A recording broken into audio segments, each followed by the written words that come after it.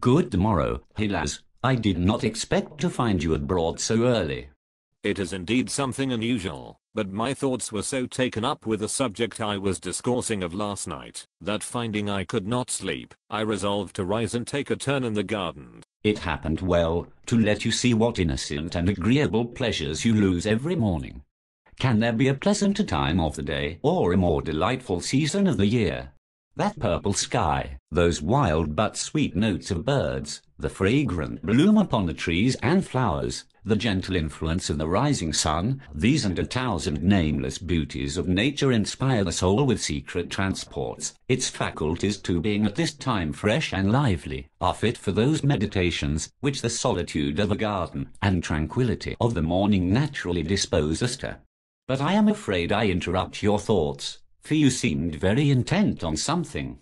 It is true, I was, and shall be obliged to you, if you will permit me to go on in the same vein. Not that I would by any means deprive myself of your company, for my thoughts always flow more easily in conversation with a friend, than when I'm alone, but my request is, that you would suffer me to impart my reflections to you. With all my heart. It is what I should have requested myself if you had not prevented me.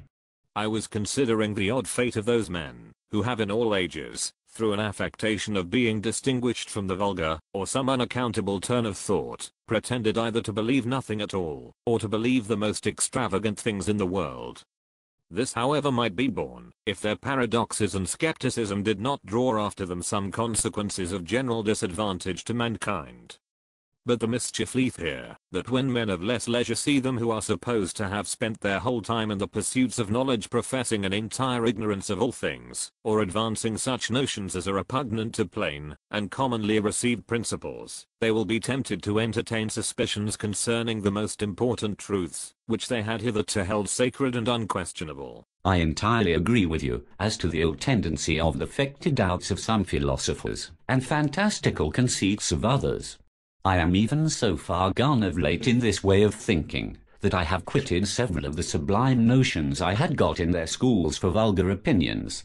And I give it you on my word, since this revolt from metaphysical notions to the plain dictates of nature and common sense, I find my understanding strangely enlightened, so that I can now easily comprehend a great many things which before were all mystery and riddle.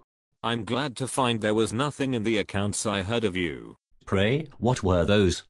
You were represented, in last night's conversation, as one who maintained the most extravagant opinion that ever entered into the mind of man, to wit, that there is no such thing as material substance in the world. That there is no such thing as what philosophers call material substance, I am seriously persuaded, but, if I were made to see anything absurd or skeptical in this, I should then have the same reason to renounce this that I imagine I have now to reject the contrary opinion. What can anything be more fantastical, more repugnant to common sense, or a more manifest piece of skepticism, than to believe there is no such thing as matter,